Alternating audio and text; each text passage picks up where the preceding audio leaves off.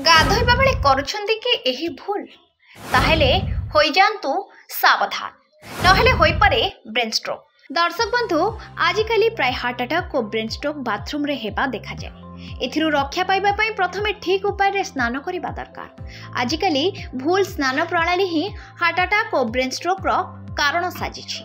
आपण केबे नदी किंबा ह्रद रे स्नान करिसंती कि आपण केबे ध्यान देइछंती कि पानी भीतर को जीवा पूर्वरु आमे आगो पाद काहेकि रखिथाउ। दर्शक बंधु आमे अनुभव करिथाउ जे पानी केते ठंडा अछि एवं आमे पानीर तापमात्रा जांच करू। तापरे धीरे धीरे पानी भीतर को जीवा हमकु सहज होई जाय। जेतबेले पानी बेक पर्यंत आसे शरीरर तापमात्रा पानी सहित एडजस्ट होई जाय। तापरे आमे पानी रे बुड़ीबा आरंभ करू। एहीपरि गाधोइबा प्रक्रिया प्रथमे पादरू आरंभ होई मुंड पर्यंत जाए।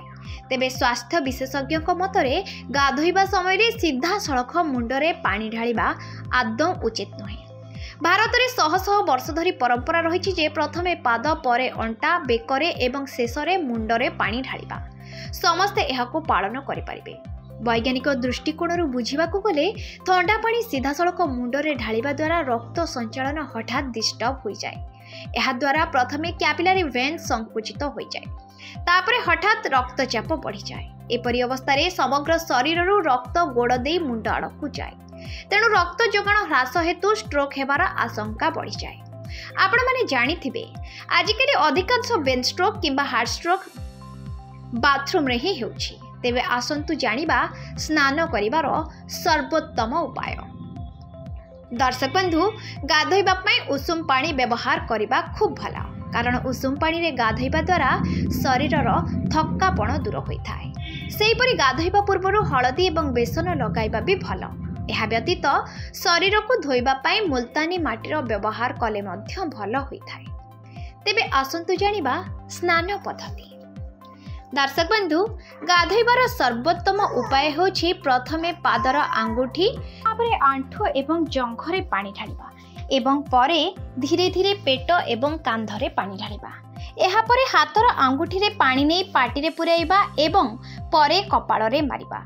शेषरे मुंडरे पानी ढाली गाधोई पारिबे। जानंतु ठंडा पानी रे गाधोइले कोन लाभ मिलिथाय।